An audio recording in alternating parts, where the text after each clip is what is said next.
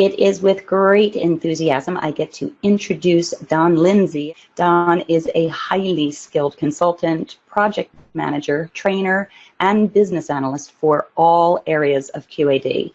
And his experience includes several large, complex QAD ERP projects. Don spent significant time dedicated to manufacturing systems management, service, support, and finance. His diverse background includes a wide variety of manufacturing industries, including medical, electronics, industrial, consumer products. In addition to QAD Explore and QAD Regional User Group conferences, Don has spoken for many years at the APICS conferences. He has also taught at the APICS certification program at California State Fullerton for over 20 years. Okay. So as Alex says, my name is Don LINDSEY, and what we're going to try and talk about today is production capacity in QAD.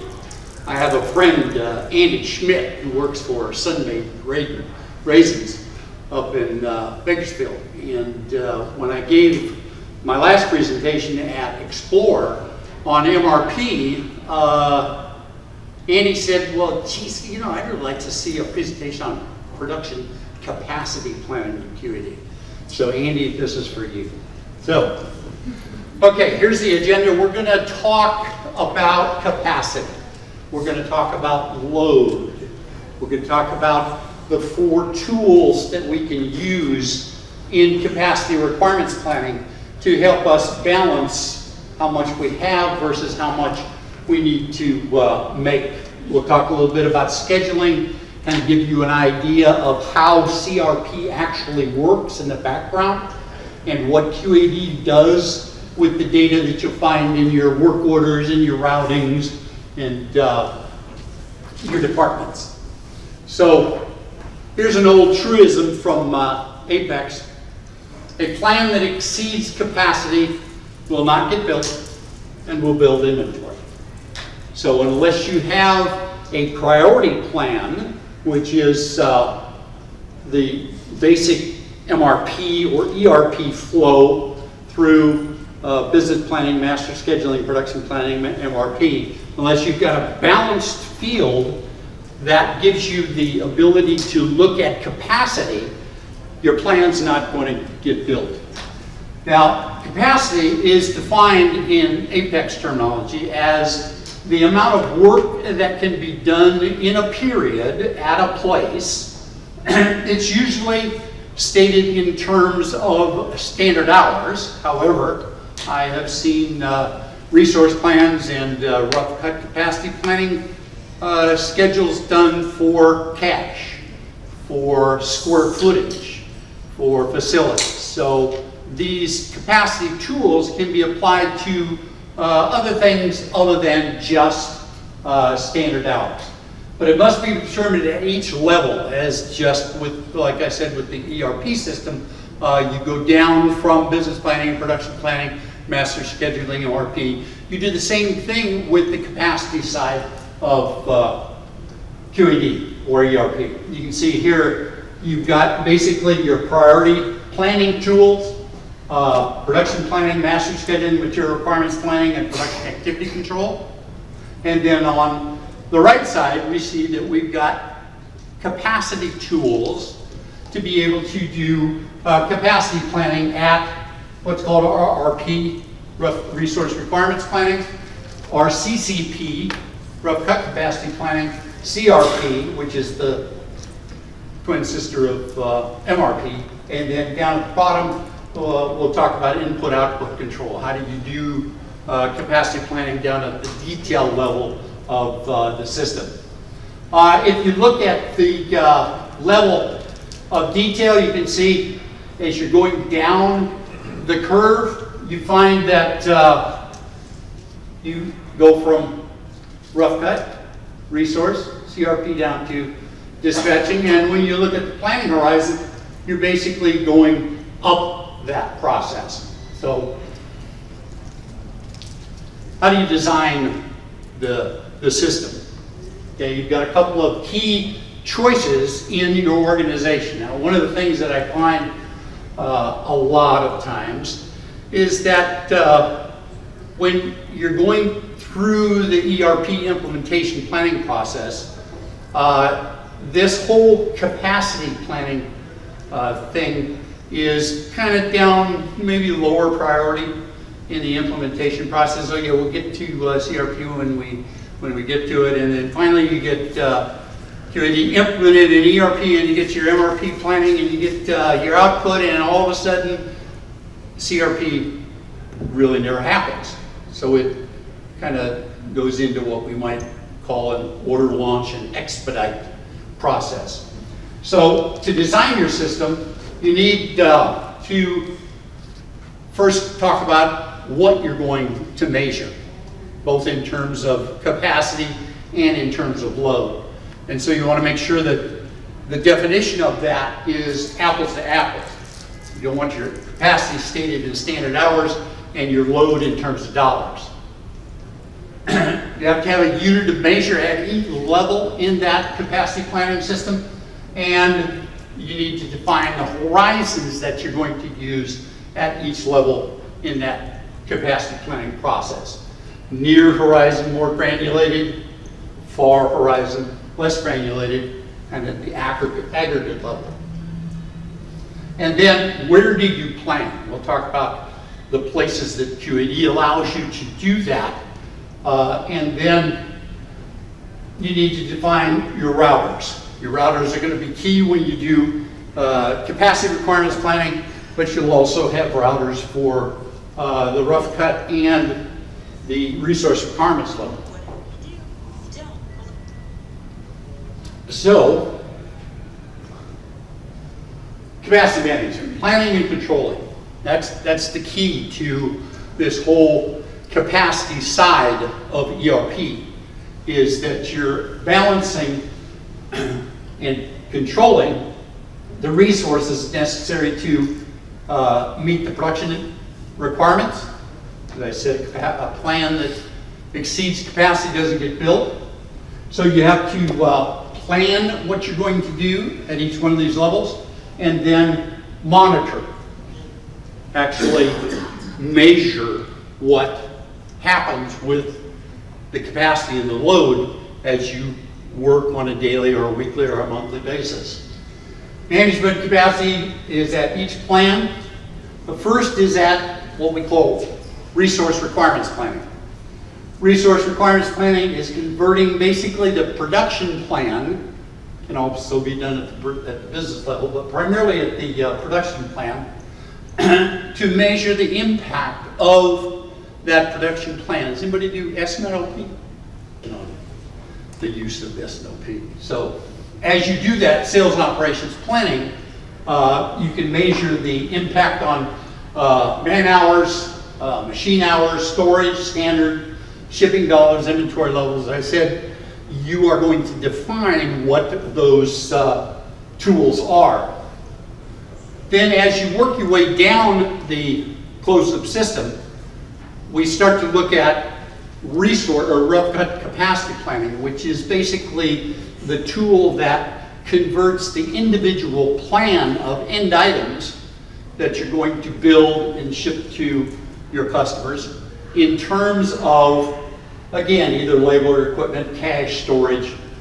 So you identify and name that key resource, and I'll show you where you can do that in QAD. Then you define a bill of resource. So if I'm going to say that this production line takes 1,000 square footage of space to build it, I can then extrapolate that across my plan, and I can get a good feel for what that is going to be in terms of facility square foot labor. So you extend the bill of resource by the master production schedule, summarize, rough cut with key resource, and then compare it to the available. So here's a quick little spreadsheet that illustrates basically what QAD does in the background. Here you've got a bill of resource for partner 1, 2, 3, 4, 5, 6. Then you got another part, 6, 5, 4, 3, 2, 1. The hours that it takes through these particular work centers, this could be other labor or resources. And I've got 173 hours per month. So if I've loaded my master production schedule out across the planning horizon, I can then simply do a simple multiplication to get the total hours that are going to be required for that part based on that master schedule. And then I can summarize those up. So I got a total of 1,875 hours in that first period, 2275, etc. And so then I can simply divide my man hours by the 173. That tells me how many people I have to have in that particular work center to build my plan. One of the key things that you have to do in order to set up the capacity requirements planning in QAD is to do your 3625, your calendar maintenance, and your 3621, your holiday maintenance. Okay. Now in QAD, you've got 21.1, resource maintenance. So here you can start to build. Remember, I said we had to name those key resources. So I could name this labor or cash or facilities or whatever. So you go in and you name or create that record. In departments, in 14.1, you define the capacity for departments in this labor field right here, which QAD tells us should be the sum of the capacities of all the work centers in that particular department. Then in the work center, this is the specific production facility that consists of one or more people or machines with identical capabilities. So that it can be considered for one unit for capacity requirements planning. So the work center basically has the work center and the identification, number of shifts, number of machines, hours per shift, work days per period, efficiency, utilization. We'll talk about that much more in just a second. Not directly associated with capacity, but used primarily for lead times and other data such as departmental and budget. So we need those first four to be able to calculate what we call available capacity. So this is the gross capacity. And then there's a couple of reports in QAD that help us calculate both efficiency and utilization, and we'll look at those. Then at the router level, you've got the sequence of what it takes to build your part through which work centers with a definition of both standard time and run time. So that's what's going to become your load against the work center based on the work orders that you release into the facility. So those are needed for CRP, where the operation is performed, the work center, and the standard hours. This is the routing, and you can see here that in the routing, here I've got my routing code in my operation, and here's where I define where it's going to be done, either in terms of work center or machine.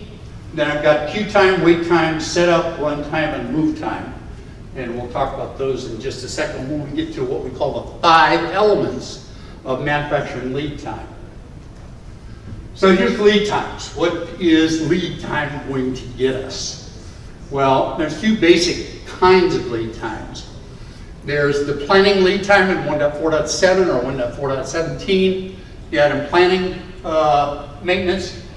And that planning lead time is what MRP uses to offset from the due date of the work order to the release of the work order.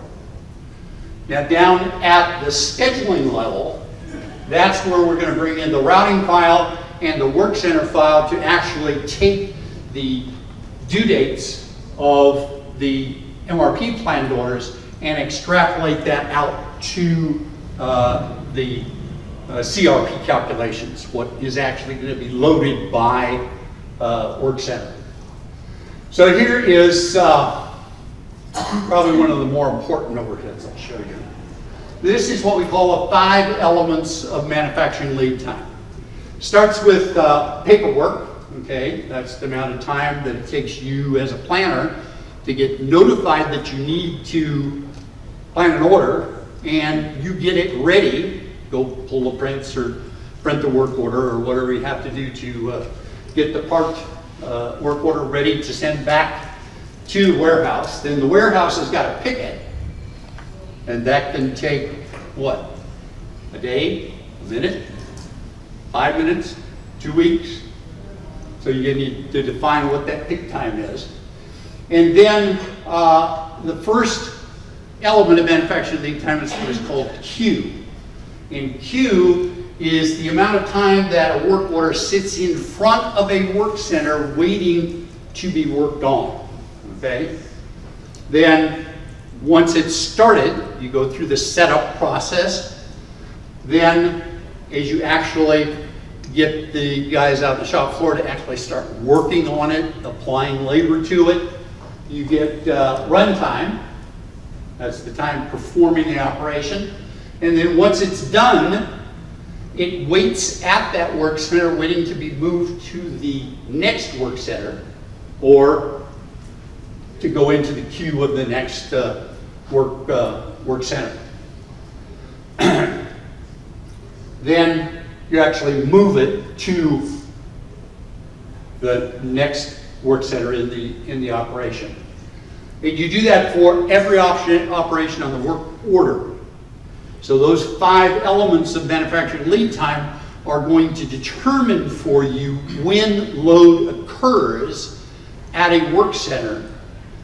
That CRP will tell you how much load you need, okay? Those 2, setup and run, are called operational lead times, and the interoperational lead times are queue, wait, and move. The interoperation lead times are totally unproductive. Nothing happens, actually, but they are used in terms of scheduling those work orders that go through that work center. And we typically find that about 85% of your manufacturing lead time is made up of queue, orders waiting to be worked on. I know I've worked in a couple of manufacturing areas, and you go to the work center, you step over all the pallets in the shop, and that's the queue out the work center waiting to be worked on. In QAD, we can define all of those lead times, and we have to do that for each work center. You can see here that in the work center, we've got a basic queue time and a basic wait time. Now, those are basically defaults that you can then define specifically on manufacturing work orders. And if you even want to get into the detail, in 16.13.13 work order routing maintenance, you can go in and modify those. In the item master file, you've got inspection lead time, manufacturing lead time, and purchase lead time. Now, one of the things I always caution my cost accounts is when they roll up the standard for parts, there's a place in the routing roll-up that says use routing roll-ups for lead time.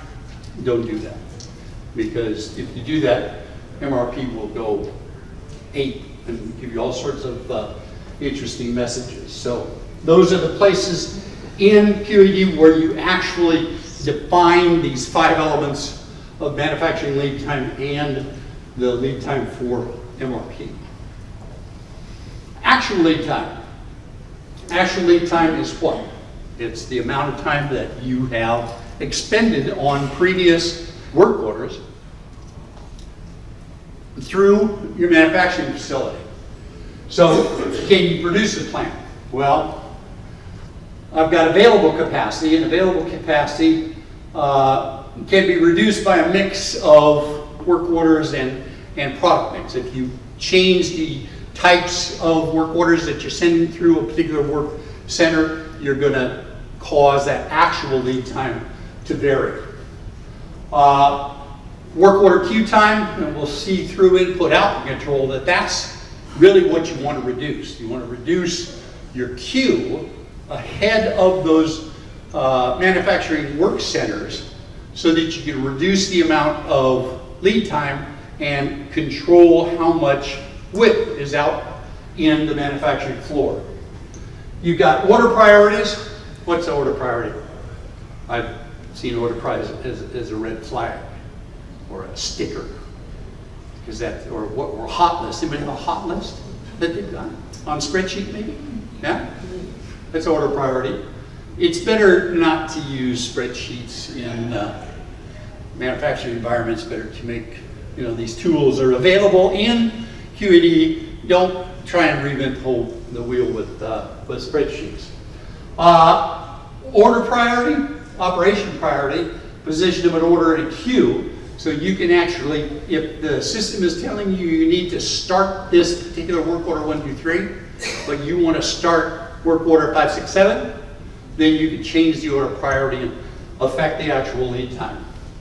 Or, actual lead time is what you say it is. Overstating lead times to early release of order, longer work queues equals longer lead times. Understanding that lead time is everything, being late and expedited will result in longer lead times for most orders. So, key, make the planned lead time as close as possible to the actual lead time. So what does that mean you have to do? You have to monitor the actual lead time. So you actually got to have some mechanism in the system that tells you how long you actually worked on that. And there's a nice tool in QAD that does that. Labor feedback on employee is usually used to do that. So there's 3 measures of capacity. Capacity is performing the work in an output of time. Typical, measured in terms of output, but units can be used when the mix is relatively narrow. So you've got available time, or available capacity, which is your theoretical or gross capacity. So you're gonna feed that into your rough cut capacity plan and the resource requirements planning system. Then you've got rated capacity, and rated capacity says that even though I've got available capacity through past history, I have had the efficiency of my shop floor work at a certain rate, and it has been utilized at a certain percentage. So you modify the theoretical or available capacity by production utilization and production efficiency to come out with rated capacity. And then demonstrated capacity is your actual or your historical capacity, which is recorded in QAD again. Available time. So here's gross or theoretical capacity. Available time depends on the number of machines, the number of workers, and the hours of operation. So you define the calendar. Remember we did? Only I think one person had a calendar defined. Okay. Number of machines times the hours worked per operation. This is what the weekly available work center is for a work center that has 4 machines, works 8 hours a day for 5 days a week. So it's pretty straightforward. 4 machines, work 8 hours a day, 5 days a week.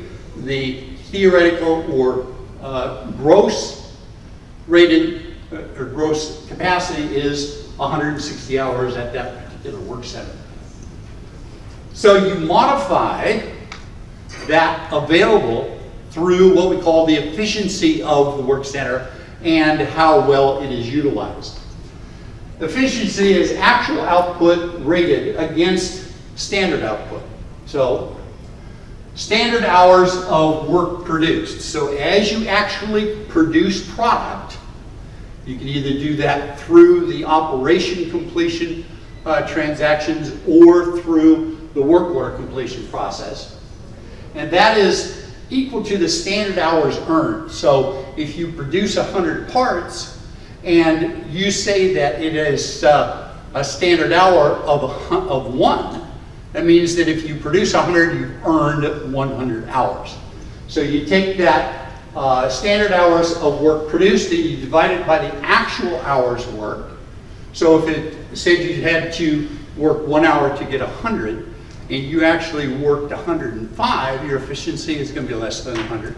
You did it quicker, then your efficiency is going to be higher. So you multiply that by 100. So here, if a work center is utilized 100 hours per week and it produces 110 standard hours of product produced, that means the efficiency is 110 divided by 100 times 1,000 equals 110% efficiency. And QAD has this nice little report that you can run efficiency by work center.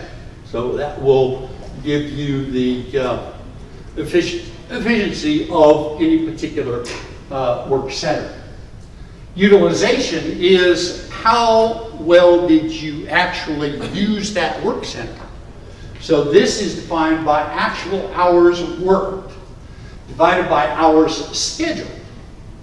Now you can schedule 8 hours a day or 7.5 or how many hours you determine are actually going to be scheduled to work. You can find that again in 3625, the calendar maintenance. So if I was to have a work center that was scheduled for 80 hours, 70 hours were actually worked. The calculation for utilization would be the 70 times the 80 times 1,000, or 100% equals 87.5% utilization. So you can then get that utilization report, and you can actually now calculate the productivity factor of that work center so that you can multiply that productivity factor times the available capacity to get your rated capacity.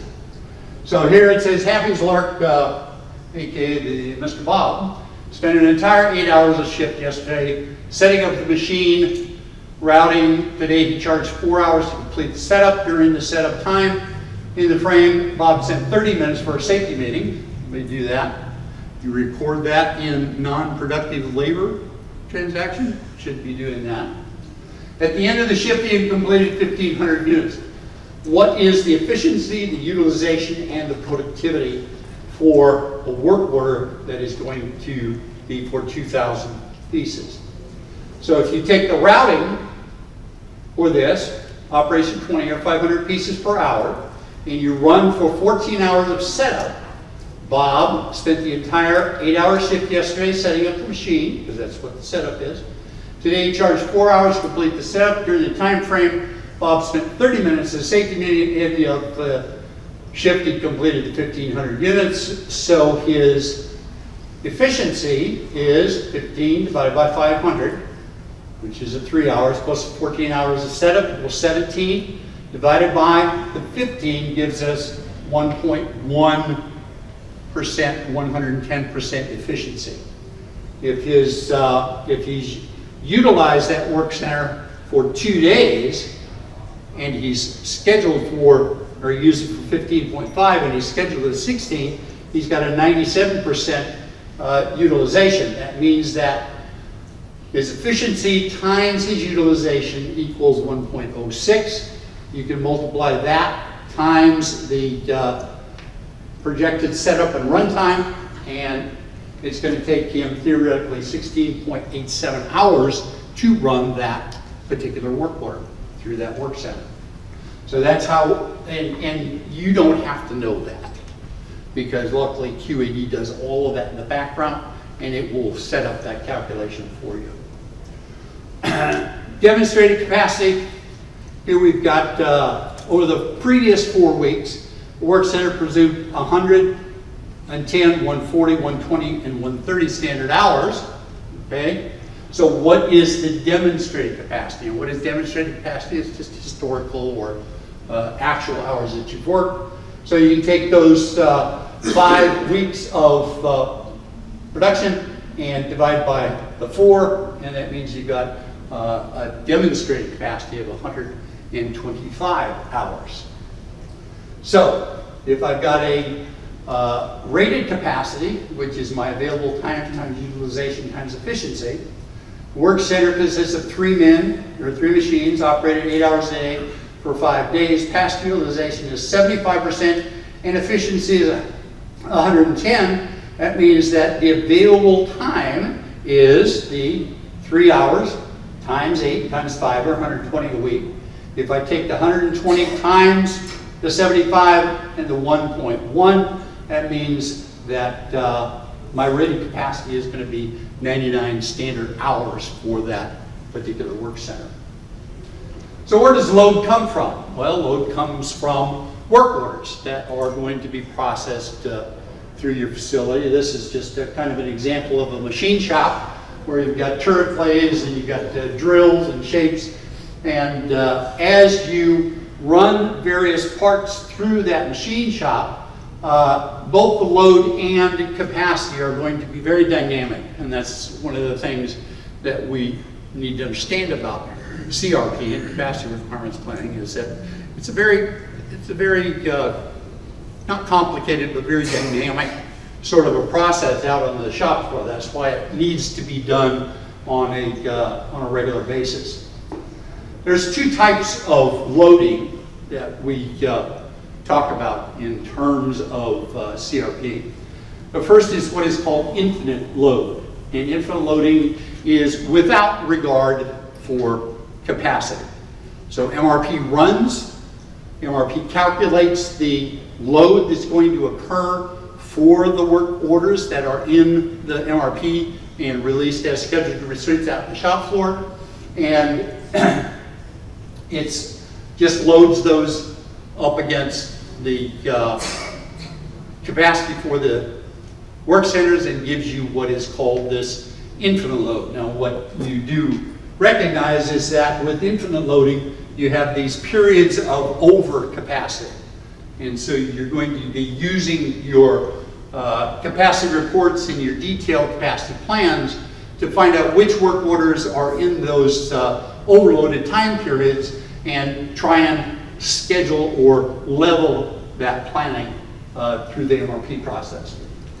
Finite scheduling is basically activity MES systems, and those will only load work centers to predefined capacity. So if it finds a work order that is required for a time period in which capacity no longer exists, it will forward schedule automatically into a period in the future for which time capacity is available. These are very, very complex tools, and humans usually can't do that very well, so that's why we have these MES systems and forward scheduling planning systems. So the definition of infinite loading, which is CRP, is the calculation of capacity required at work centers regardless of the capacity available.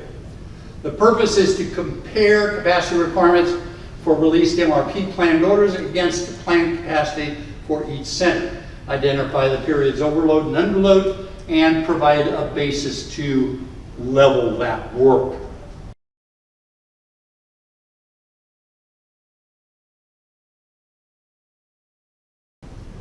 Infinite loading, as I said, is backward scheduled from MRP. You establish a start date for each operation. We'll show you how that works. Load the standard hours, and then update, deducting standard hours from the work centers completed, and add standard hours as the work is planned and rescheduled. Finite loading, as I said, is planning work into a work center for no more than can be expected to be executed. It's a computer technique that involves calculating shop priorities and revisions to load the level job by job across that planning horizon. The purpose is to schedule and load each work center based on an order revision to only the level of that available capacity. So you do finite capacity loading by time period. You sequence the orders by some priority scheme, and you usually can define those. load the hours for the current work center up to the planned available, and then as the plan is consumed across the horizon, you reschedule those work orders out into the future. To update, start over daily. I know organizations that run finite loading on an hourly basis to get a real feel for what those are. And then recalculate your priorities and reload as above. As I said, hourly, and there's usually some sort of date priority. Management overrides. This customer gets hot parts, or this gets pushed to the shop first, or the latest, depending on how your priority scheme is set. So how does QAD go about scheduling these orders through the system? Well, the objectives of scheduling are to meet the order required dates in MRP, determine the planned operation start and end dates, establish operation priorities, determine the short range load projections, and then to develop the input-output control. This minimizes job lateness and hopefully will minimize the amount of chaos out on the shop floor. We looked at 3625, your shop order, and 3621, your holiday schedule. Those have to be in place in order to do this. Then you have to go into each work order and a work center and determine what your planned queue time is, what your planned your setup and runtime come from the actual work orders that are planned to run through that work center.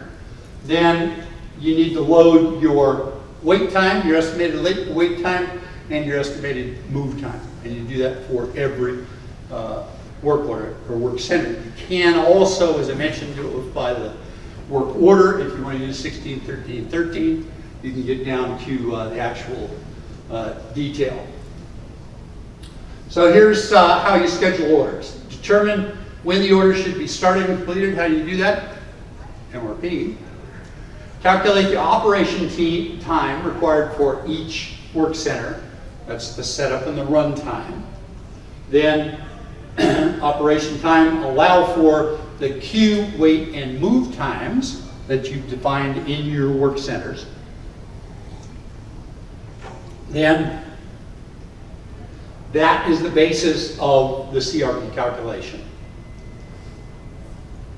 So the scheduling steps are: you provide the data.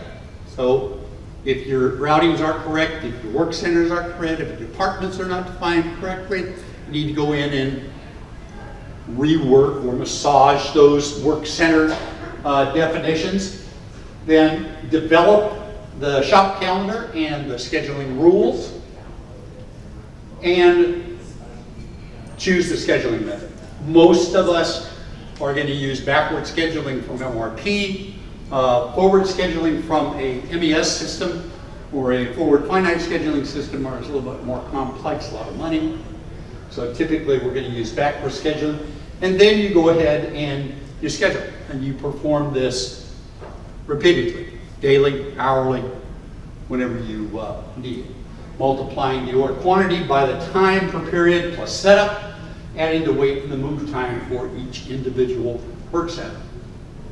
So operation sequencing is a technique for short-term planning of actual jobs to be run at a work center. The output is a set of projected lead times. So this is projected lead time or completion times is what is going to hit in CRP.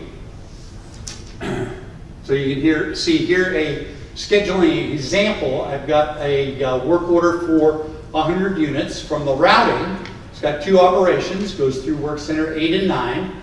The setup for work center 8 is 1.5 hours, standard hours is 0.2, so the total time is 21.5, 21.20 or 1.5 plus 0.2 times 100, so that's 21 standard hours, or this is your scheduling rule, that's about 3 days.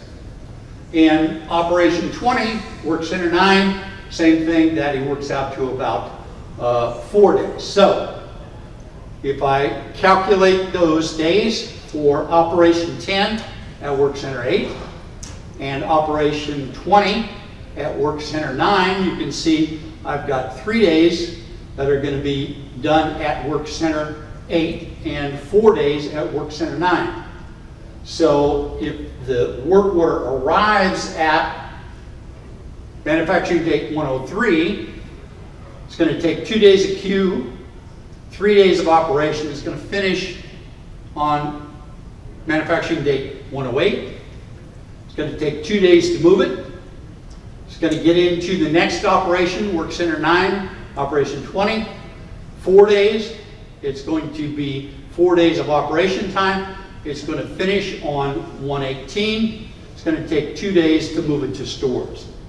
So that's exactly what CRP is doing in the background to calculate your load report.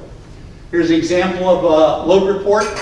I've got rated capacity of 336 hours per period, and I've got the demonstrated capacity is about 92 for the last. So here I've got past due at that particular work center is 450.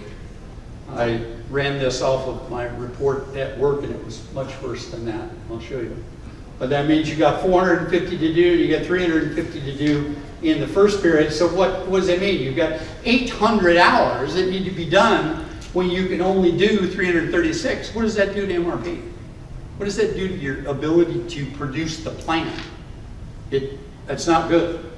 So the report is going to show you lots of good things. It's going to show you that your front end overloaded. In other words, you've probably done a bad job of master scheduling and running MRP, and you haven't been doing CRP.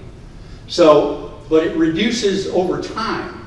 So you're either doing a bad job of forecasting and master scheduling, or you're going to go out of business. Here you've got the 800 cumulative load. Here you've got 800 plus 280 means that by the end of the second week, you should have produced 880. Your rated capacity is only 336 per hour. So you've got a situation in which your cumulative overload is getting worse and worse. So here's a good example of a poorly designed or poorly executed CRP system. So here's some of the menus that are available in QAD to handle this CRP process. You got 2414, this is the Work Center Load Report, this is the Load Summary Report. And you can see here that here's your work centers, here's your capacity stated, here's your work center load. You see I ran a bad, we got 2,132 hours of past due work in the work center. But here's your work center selection. In terms of work orders, how do you process CRP through time? Well, you do that through work orders. So you cut manufacturing work orders, and in manufacturing work orders, you've got this little thing called an order status, and the order status either planned or firmed or released. All of those are going to use that scheduling process that we just looked at to give you the capacity requirements plan for this particular, or how this work order is going to hit that work center. So creating work orders loads the system. Then you can go in, as I mentioned, and change many of the actual time elements in terms of a particular work order. If you use 16, 13, 13. Then how many use 1620.1 or one of the work orders so the capacity requirements planning gets updated. So here you can see then in 1620.1 or it used to be called 17.1. Quantity completed, here's operations complete, here's how you update the start time and run time for work orders. Then work order receipt, actually, down at the shop floor level, at the actual work center, we have what is called input-output control. Input-output control is basically your new orders and open released work orders. And then there's a valve, which is basically production control. So production control is determining when to print that work order and release it into manufacturing system. So that output or that input becomes a input to the work in process system, which is basically a statement of your manufacturing lead time. And then the control or output is how do you complete those work orders. So what input-output control is, it basically turns that into a math problem and gives you a tool that allows you visibility as to how that works. Because the only way that you're going to reduce this manufacturing lead time is either not put too much in or increase the quantities completed. So controlling lead time, you have to plan and control input and plan and control output. So you've got to have a method of stating what that plan is. The in-process work that can't be produced until a decision made means you need probably to establish some hold area. Then the work that is rescheduled or offloaded allows you to monitor the capacities, and really what you're trying to do is build confidence with the shop floor supervisors so that they trust the data that's coming out of QAD instead of giving that spreadsheet that you developed.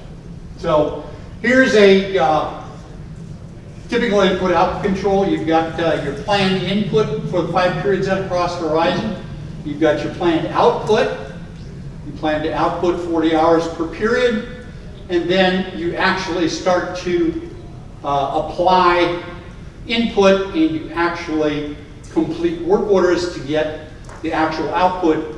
And then you can measure that against the Q variance so that you become aware of what the actual backlog is at a particular work center. So here we've got 32, the planned backlog at the beginning of the period. We plan to input 38 and take out 40, so that means the planned output should be 32. But we actually input 34, actually output 32, and the backlog now at the end of that first period is 34 units, or standard hours. So you can basically go through and monitor what is happening to that work center on a period-by-period basis, whether that be days or hours or weeks. Here is the input-output control from QAD 1620.13.2. Be interesting for you to go run that when you get back. So what you're trying to do is to balance load and capacity. So capacity is people, equipment, hours, and load is released work order. Minus breaks. Anybody do 16 unplanned labor feedback? So load, released work orders, planned work orders, other emergencies. The boss comes down and says you have to do that particular thing. Rework, nobody's got rework. So R&D, you got to make stuff for R&D, and overtime. So the basis of this whole balancing act that you find the tool of input-output control in QAD allows you to measure and control both the capacity and the load. So what happens if you don't do CRP very well? You got long lead times, missed orders, unhappy customers, increased inventory. Even sound familiar? It's a complex process. You think you might have to just do it once, but no, you've got to do it over and over again on a daily basis.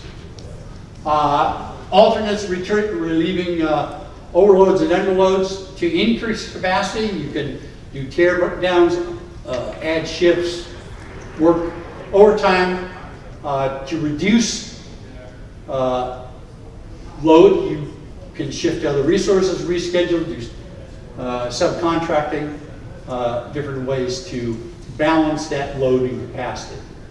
So here are some of the QAD menus that you're going to have to deal with. Here's the recalculate capacity plan, 24:1. That should be run every night or as often as you need during the day. Here's the input-output control report from QAD, so you can see what you can do with that. Now, the work order summary report we showed you earlier. Here's the detail report, so if you've got overloads in particular time periods, you can go and address those. Here's the department load report, and then you've got 21.9, which is the resource load that you can create for facilities or cash or whatever. So the advantages of CRP, it provides time phase visibility of both load and capacity balances. It confirms adequate cumulative capacity to build your plan. It considers specific lot sizes and routings on your work centers, and estimates lead times more precisely than just some planner going in, it's going to take 5 days to do these. So it contributes to the elimination of erratic lead times. The limitations of CRP are it's primarily a job shop tool, or you can do it in advanced repetitive. It is performed only against backward scheduling. We talked about the MES systems or the forward finite scheduling systems. And then here's the kicker. It requires a lot of data. It requires a lot of information and exact information. But you as planners should be used to that, right? Computational preciseness is somewhat illusionary. If you're, it's a good way to approach this is load the work centers, run CRP, see what happens, measure input output for a couple of weeks, and then start to see what happens with the tool. Get your shop floor guys involved, get your planners involved, and that computational preciseness will become more if we do. If you don't do CRP, ugly things happen. And the problems that are impacting CRP are many. So, is anybody using MSW or PSW? You're planning on? I think Carrie and Brent are doing a session tomorrow on these new production orders, which are available, I think, at 27 and above. But basically what QAD has done is it's taken the work orders, the advanced repetitive, the Kanban, the flow, and combined them into one thing, right? So, again, you don't have the capacity to do it, you're gonna have chaos, you're gonna build inventory, nobody's gonna be happy. These tools allow you that control. Any questions?